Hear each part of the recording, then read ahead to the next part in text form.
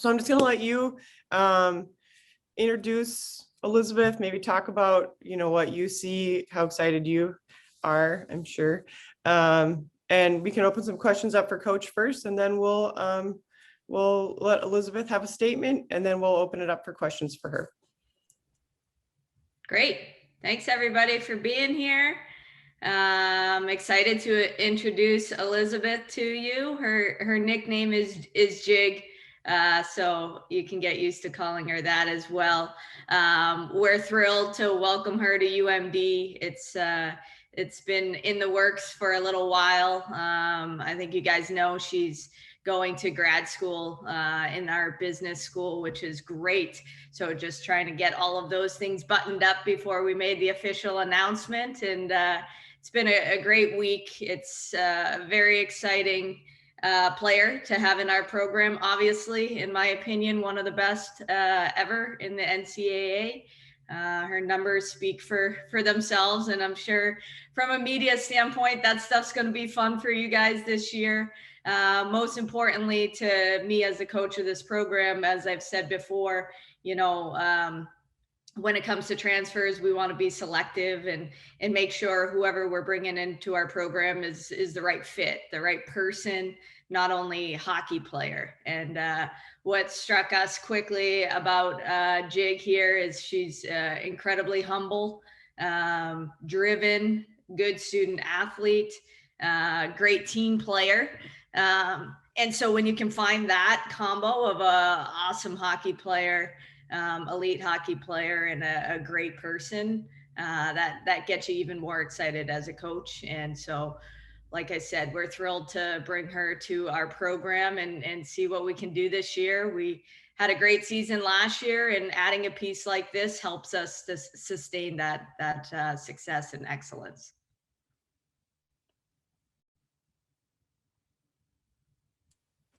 Any questions for Coach?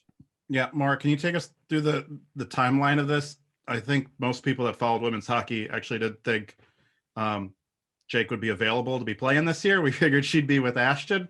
What was the timetable on when you had reached out to her, and was that something you had to wait till after Hockey Canada's selection process, which of course got drawn out because of the whole Worlds fiasco? Yeah, no, she entered the portal. I forget the exact timing of that, but it was prior to Hockey Canada's Worlds tryouts.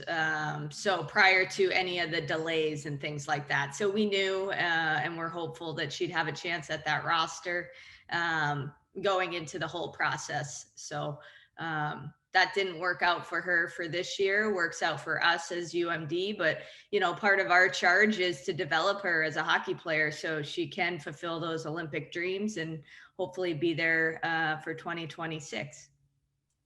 Could you have reached out to her like for 22, 23? Was that, and maybe that's something for Jake to talk about that process and everything if as she well. had been centralized? Yeah. I don't know. We didn't have to figure all that out. New world, or who knows what the rules are on any of that, I'm sure right now. I mean, yeah, that's a good question. I'm not sure. Maura, you kind of touched on it with the trip to the Frozen Four and then landing a player like this for you guys to kind of be the talk of college hockey. Kind of how exciting is that? It's awesome. It's when I got here, I'm going into my 7th season now. When I got here way back in 2015, this is the place I wanted to bring the program, right? Back to national prominence. We've said it over and over, adding years to those banners in AMSOIL. They're tough to add years to because we don't have a whole lot of them, right? You got to make it pretty far to get there. And obviously we're still chasing that national championship. And I think having Elizabeth join our program helps us, helps us make that a possibility. I'm not putting the weight of the world on her shoulders. Obviously it's a huge transition for her from, coming from Quebec, going to Clarkson for 4 years, now coming across the country to a new school in a final year. But I know what she's capable of. She knows what she's capable of. And I think the pieces around her will greatly help her, not only in that transition, being comfortable and being welcomed into our program, but also on the ice. You know, we return, I don't know what the percentage is exactly, Kelly might, but of our scoring and things like that, we're in good shape there. Obviously, Ashton heading to the centralization roster is going to be a hole that we need to fill, but I certainly feel like we're in a really good spot, and it's huge for our program. That's kind of a segue into my question with the extra year of eligibility. I mean, what does that mean for your program to have her, and then also with your upperclassmen add her to the roster as well? Yeah, it's great. So we'll have Kleiner back for her 5th year, which is just tremendous, having a leader back like that. Adding Élizabeth, who's older anyways. I love that maturity and the experience that she brings. You know, this is a national champion. This is a Patty Kazmaier award winner. And though she's humble, those experiences are things that we're going to lean on because that's what we want to be doing. We want to win national championships. Kelly knows how badly we've been trying to get Patty Kazmaier award winners to UMD since the early 2000s. So that kind of experience is something we're certainly going to lean on and look to Jig here to help us get over that hump. So I think it's great. And Ashton being centralized is also great for our program, and she'll be back in 22-23. So it's, while the 5th year is challenging in a lot of ways, just figuring out roster and scholarship dollars and future, and it's also really exciting, I think, for our game. It's going to keep a lot of really talented players in our game for more years, and I think the sky's the limit for women's hockey. Maura, how does Elizabeth's game on the ice kind of fit in what you guys do and what you guys want to accomplish? Yeah, well, aside from the numbers, I love the size that she brings. You might not be able to tell, but she's listed at, I believe, 5'10". So her size is something that jumps off the page right away. And I can tell you a little story. I was in attendance for the 2018 NCAA championship that Clarkson won. It was in Minneapolis. They were playing Colgate, which is my alma mater. And I was there for the weekend with my wife, Colgate teammate, and some other teammates. And Jig here scored the overtime winning goal and just came down Broadway, picked off the puck in neutral zone, sort of danced around a defenseman, went in, also made a sweet move to finish the game. And she has a presence, is a good word for it. She has a presence on the ice. You know, if you dig into those stats a little bit, she loves to set plays up as well. Lots of assists. But I think her creativity, dynamic style is something that we love. You know, you think of Gabby and the way that she plays, and you add Jig to that mix, and a lot of our others. I think it's just going to be a lot of fun putting the puzzle together this year.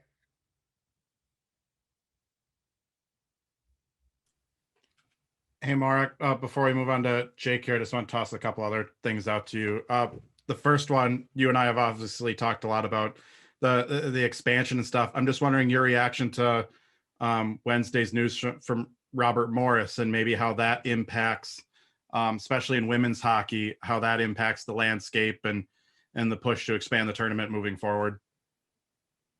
Yeah, I think, you know, with us being so familiar with UND dropping its program not that long ago, it feels equally devastating. I think, you know, we're trying to push for more teams, and frankly, women's hockey's done a really good job in the past several years of adding teams. We add a team every couple of years with the new Haw coming on and more teams joining that league. And so to take a step backwards here, it's devastating for our sport because we are still small.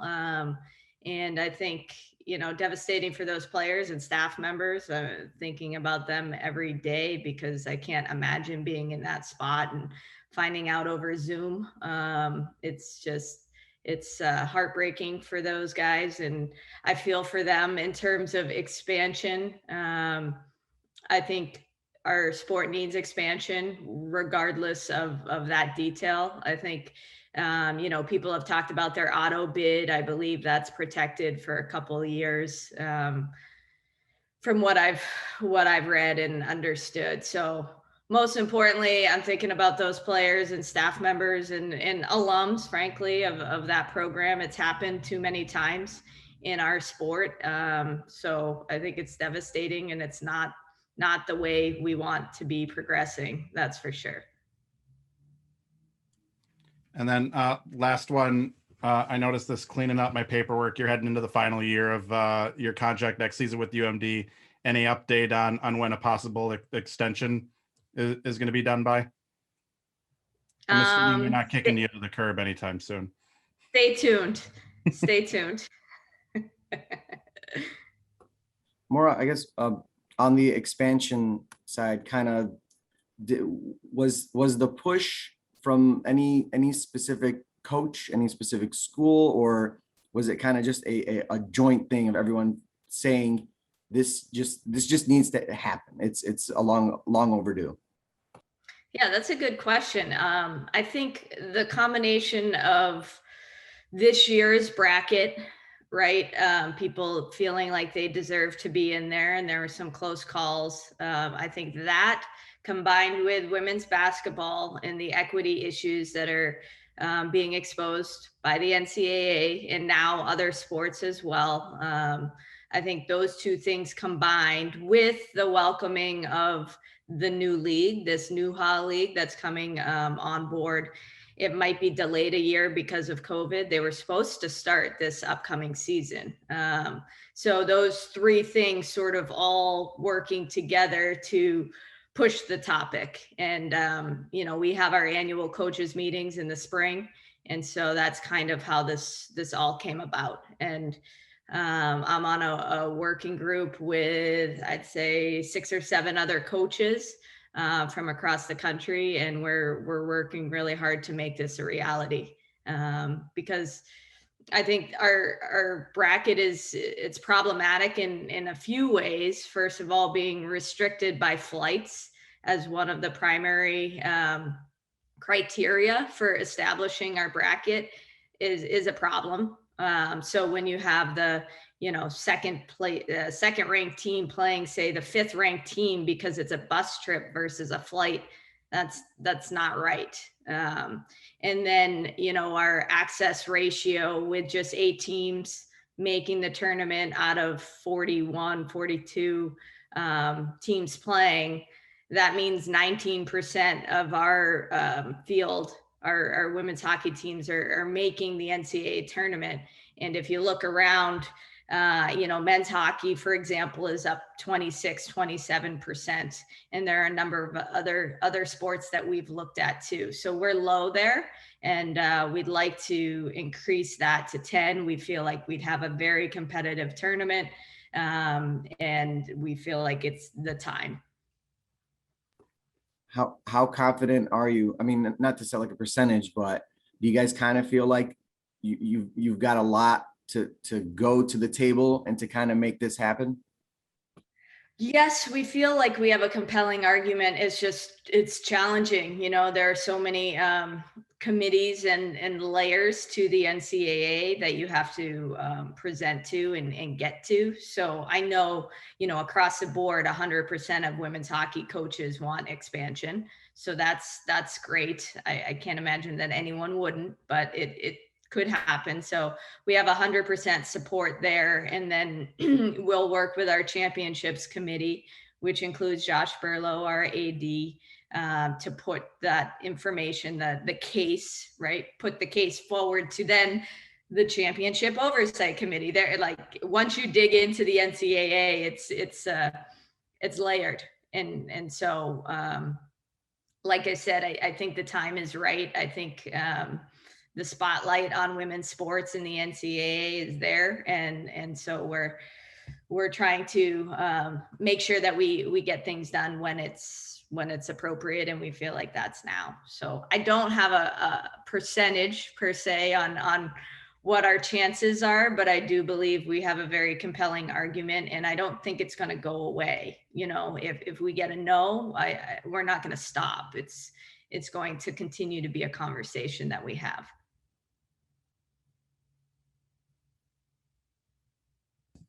Great. Thank you, guys. Those are great questions. Elizabeth, you ready? Yeah. Just, so this is Elizabeth, everyone. I'm sure you guys can see. I just want you to open with a statement.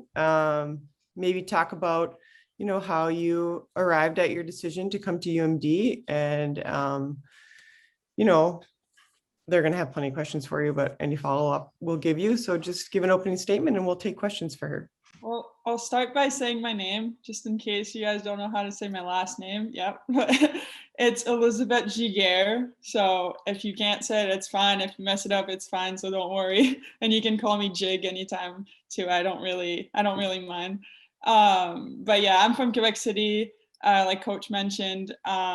It was a hard decision for me to just like transfer and get out of Clarkson, because like I did 4 years there and I loved it, and it was a great experience and whatnot. But I just had to think about myself and what would make me maybe a better player, and just start fresh, start new, just learn new things, learn a new way to play hockey, just learn new things. And it's going to be a really fun experience for me, I think. And I'm super excited. And yeah, as soon as I started talking with the coaches, it just really clicked, I think.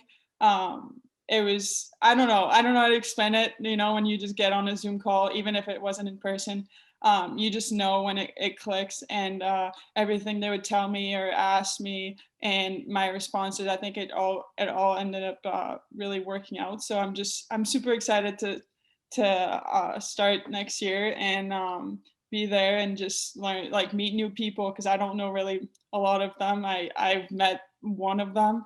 So I'm really excited to just meet them all and yeah, start this year. Can you take us through the transfer process for you? Obviously with you know, Hockey Canada and everything, that's obviously probably your top priority originally for the season. Like how did that all work for you as you're preparing not only for centralization, but looking to play at a fifth year, whether it's this year or next year? How'd that all work for you?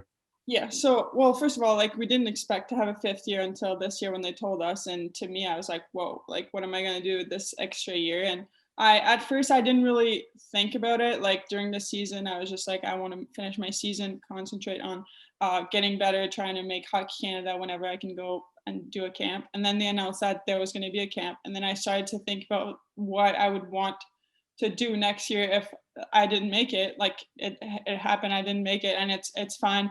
And so I started thinking about that, and I talked to a lot of people, just wondering what would be best for me, because I had a hard time just saying, like, because I felt like I owe it to Clarkson, because in a way, when you spend 4 years somewhere and you love the people and you love everything there, it's hard to leave. But I just had to think about myself and what would make me better, and what this next extra year that I didn't expect could be helpful and just make me a better player. If I didn't make it, then like Coach said, I want to make it in 4 years. So that's all things that went through my head. And then at one point before I left campus, I just had to go and talk to my coaches in person, because I just wanted to tell them face to face what my decision was and why I did this and whatnot. Because I knew it was going to be a tough decision, a tough conversation. And then I did that. And then I went in the portal, started talking with the coaches, and then from there, that's what happened. Did you have to wait till after you found out, you know, or what was going to happen with the worlds and centralization and everything before making a decision, or were you able to make a decision before that? Well, we kind of we were talking the entire time. Like it was, we were trying to figure out what I would do at school, how, like Coach mentioned, the scholarships, all of that stuff. Like it's an extra year, so it's hard I understand it's hard for schools, for coaches, for everyone. Like it's just unexpected. So, but we always talked and whatnot, and it just, it just worked out well where like I got announced that I didn't make it, and then we just moved forward. Then I got it like all this step done and got it announced. So it just worked out well, I think. Yeah. You mentioned scholarships and academics part. Like, I feel like do I want to play college hockey another year? Yeah, that's an easy decision to make. It might be tough to decide where, but academically, some of the stuff I read, Clarkson maybe didn't have an option for you academically, or UMD. I know that this business school, I've talked to a number of players on Maura's team and the men's team, that business program seems to be a pretty attractive graduate program for students. Can you go through the academic side of this? Because I think that's a side people kind of forget adding this 5th year. Yeah, I mean, they have one program at Clarkson, which is kind of a business one. I mean, it's not a bad program. It's a really good program. I mean, it's really hard, and I had teammates doing it. But I also, when I was looking into UMD, I heard that too, that they had a really good business school and all of that stuff, and they had multiple choices too for like graduate programs and whatnot. So it did like affect my decision, and I mean, it's not something that I was like, oh, it's a lot better, but they're both really good. Like it was just school wise, it worked well, and then hockey wise, it worked well. So it was just a great mix, I think. Was pursuing a graduate degree, was that something you ever had thought about before the NCAA gave you a 5th year? Was that like something sometime down the road you were hoping to do? Sometime down the road, I was not, if I didn't play hockey next year, I think I wanted to get into like, well, first of all, centralization, but then like start working and figuring out what I wanted to do with my life. But I'm really grateful that I get this 5th year and I get to do my MBA and all this stuff. I mean, like I said, we didn't expect it. I'm just grateful. What specifically about when you were in the transfer portal stuck out to you about the Bulldogs program, the hockey program?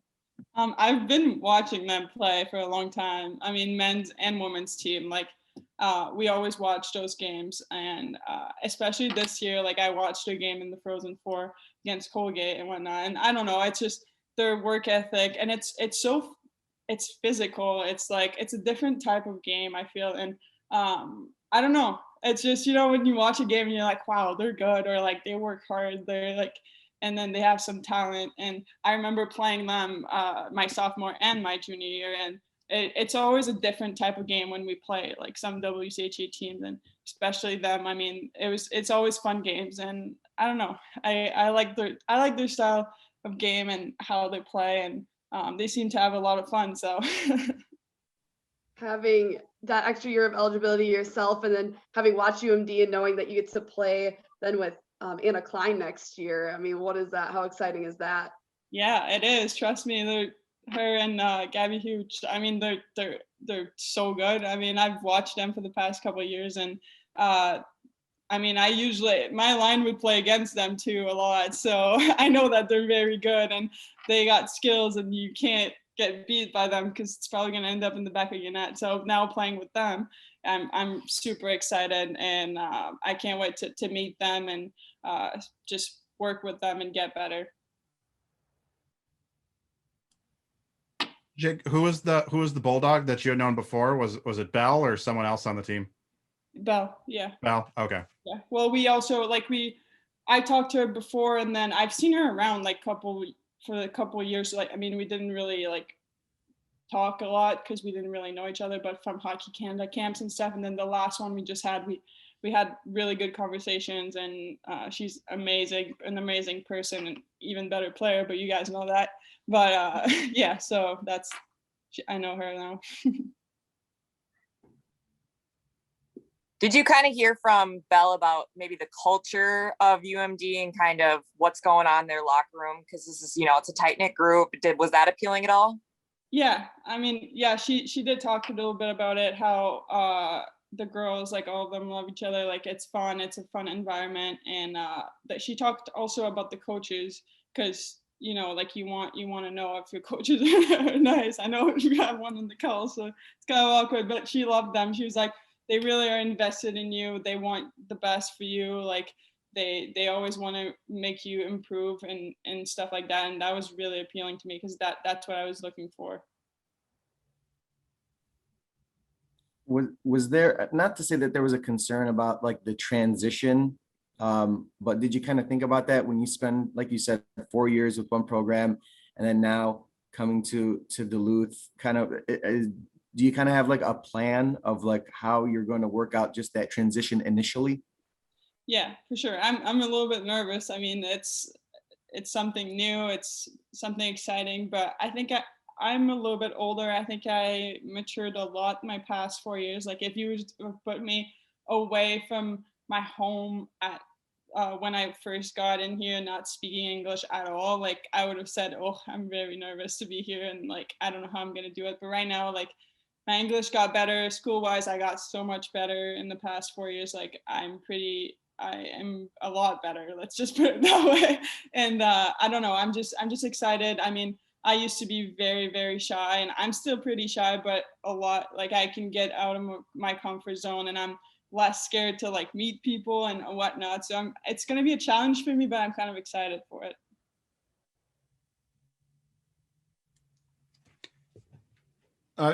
You said you're what, like 90 minutes from Duluth right now? I think I read in one of the newspapers out in Potsdam there that your fiance lives near here. Yeah. Too. So you do have some familiarity with this area besides that, just coming here and played hockey, right? Yeah, I've been to the mall and stuff a couple times. I've had friends actually down there that don't play hockey that I've spent like maybe 2 weekends there. Like I've been around. I went to walk down where the water is. Like I've been a couple times, but I'm excited to just be there a little bit more because it's beautiful.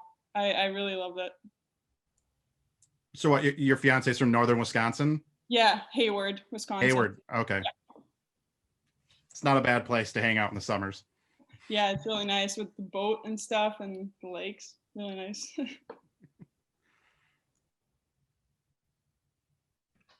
Any other questions?